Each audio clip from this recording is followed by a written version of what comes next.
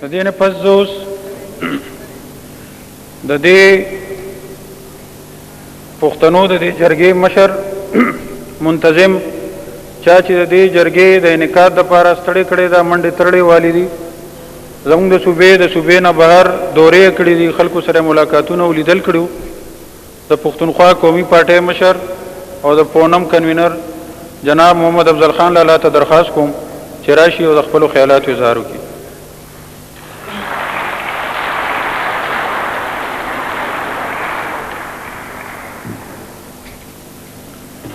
اعوذ باللہ من الشیطان الرجیم بسم اللہ الرحمن الرحیم.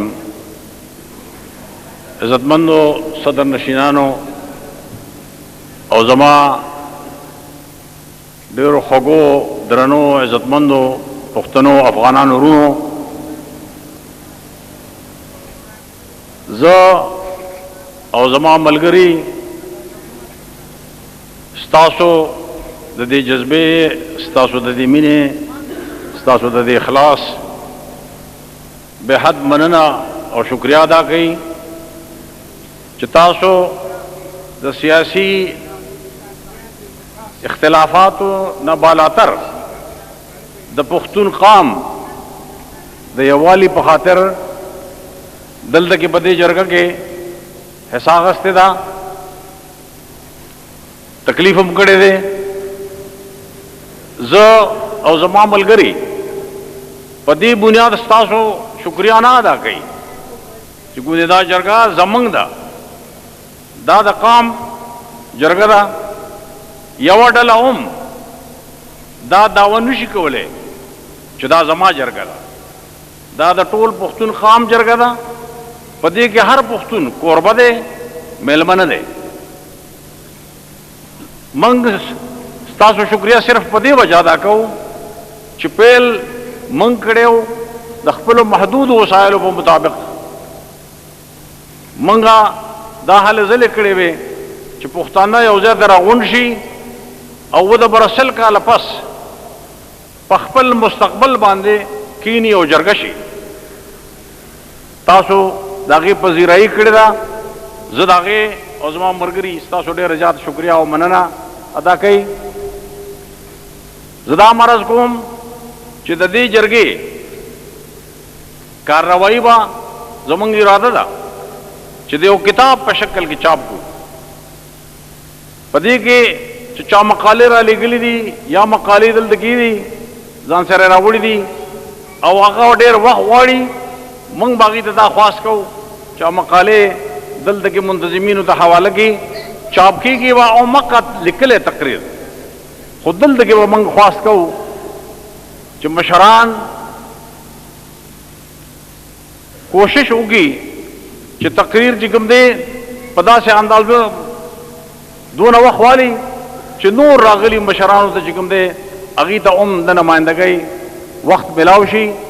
ځکه چې موږ دا وایو چې دا د قام جرګه ده، نو چې د قام هر فکر ته، هر فکر نظر ته چې کوم دی په دې کې د خپل رائے د اظهار خبره راشي. زه دام د خپل طرف نه او د خپلو ملګرو طرف نه دا ښودل غواړم، عرض کوم چې زموږ نه به ډېرې کوتاهۍ شوي، ډېر اهم غړي به چې موږ به ورته نه یو رسېدلي، چې زموږ اراده داسې ده چې هغې ته دې ونه رسي.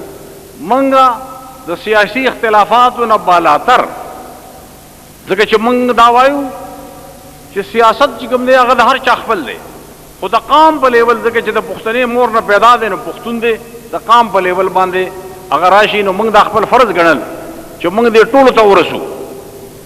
نو که موږ نه څوک پاتې شوي نو د هغې موږ معذرت پیش کوو. هغه به هېڅ چېرې په دې اراده نه وي چې زموږ اراده داسې وه او به زموږ نه کوتاهي شوي. په دې لړ کې زه صرف دونه وایم چې موږ د دې ملک اوسېدونکي یو، دا زموږ ملک دی، زموږ په دې ملک حق دی او د دې ملک په موږ حق دی. خو د افسوس مقام دی چې موږ چې د دې جرګې دپاره کوم حال ټاکلی و او په 13 جولای کې موږ د هغې دپاره چې کوم دی پیسې داخله کړې وې او ریزرویشن هم کړی و، نو په دې اکتوبر کې موږ ته حکومت ووایي چې دا حال تاسو ته نشي میلاوی دی. د دې تبدیلی د وجې نه ډېر ملګرو ته تکلیف شوی دی. اوس هم موږ خلک ودرولې دي، ګاډي مو درولې دي چې هلته کې څوک راځي، او عام طور باندې ډېر خلک چې کوم دی نه اوس نشرحال ته ځي. د دغې تکلیف چې کوم دی سبب داسې شوی دی چې حکومت موږ ته د حالو اجازت نه دی راکړې. کوشش دا کړی دی چې دې جرګې ته د کم نه کم خلک راشي.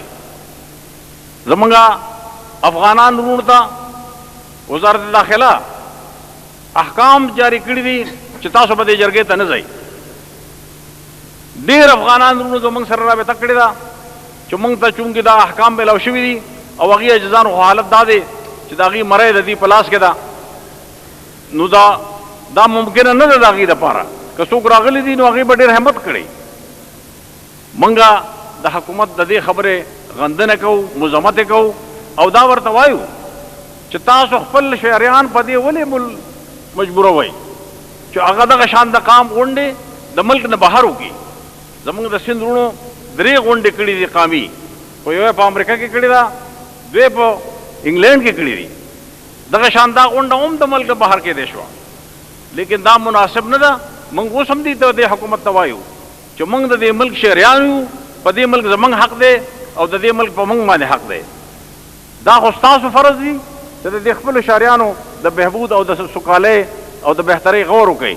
نو چې تاسو یې نه کوئ او قوم په خپل راپاسي او هغه د خپل مستقبل او د خپل بچو د مستقبل فکر کوي، نو پکار دا ده چې تاسو سره مرسته وکړئ، نه دا چې د هغې لارې بندې کوئ. موږ د دې حکومت د دې اقدام ډېر زیات مذمت کوو او آخر کې بیا زه یو وار ستاسو د ټولو مشرانو او د همزولو او د خپلو وروڼو د پښتنو ننګیالو او د نسیم بیبي چې راغلې ده، زه خویندې مې ځکه ونوې چې یوه خور ناسته ده، نور په دې محفل کې چې کوم دی موږ پاس کورسۍ ښودې دي خو څوک راغلي نه دي. په دې وجه باندې زه ستاسو د ټولو شکریا ادا کوم، مننه کوم، اجازه نه اخلم. السلام علیکم.